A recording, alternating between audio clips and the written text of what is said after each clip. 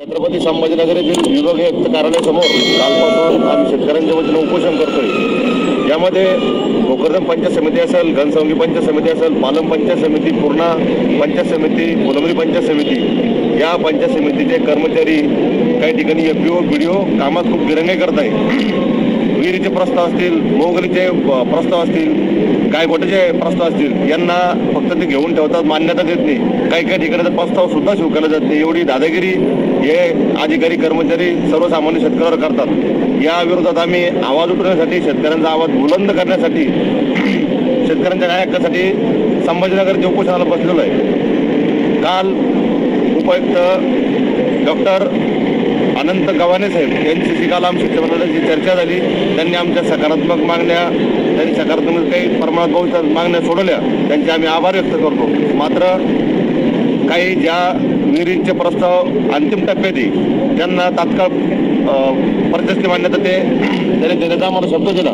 तसेच ज्या कामात दिरंगाई झाली, विहिरीचे प्रस्ताव असतील, मोगलीचे वृक्ष लागवडीचे प्रस्ताव असतील, त्या कामांची त्यांनी चौकशी लावण्याचाही काल पालम पंचायत समिती असेल, पूर्णा पंचायत समिती असेल, इकडे त्यांनी पत्रव्यवहारही केला आहे। त्यामुळं अजून भोकरदन पंचायत समिती असेल, फुलंब्री पंचायत समिती असेल, या पंचायत समितीच्या अधिकाऱ्यांची जोपर्यंत उच्चस्तरीय चौकशी लागत नाही तोपर्यंत आम्ही उपोषण सुरूच ठेवण्याचा निर्धार केला आहे। आणि शेतकऱ्यांना विनंती आहे की तुम्ही तुमचे जे प्रस्ताव आहे ऑनलाईन दाखल केले असेल, ऑफलाईन दाखल केले असेल, त्याची एक एक प्रत पंचायत समिती कार्यालयामध्ये नेऊन द्या आणि 7 दिवसाच्या आत हा प्रस्ताव त्यांना मंजूर करणं बंधनकारक आहे।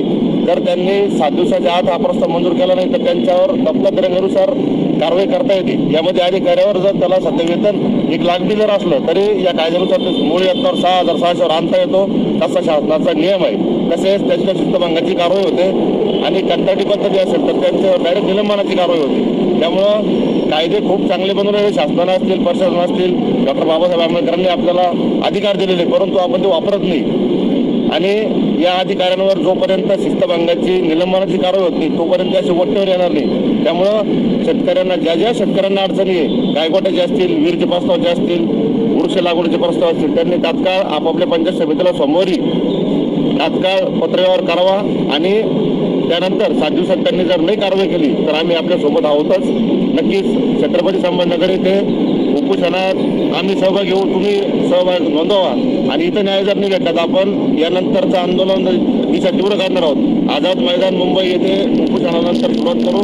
तसं तिथे जर न्याय भेटला नाही तर संभाजीनगर येथील खंडपीठात आपण शेतकऱ्यांच्या वतीनं जरी याचिका दाखल करणार आहोत आणि या अधिकाऱ्यांना धडा शिकवल्याशिवाय, त्यांची मस्ती उतरल्याशिवाय आम्ही स्वस्थ बसणार नाही, असा इशाराही यावेळी देतो।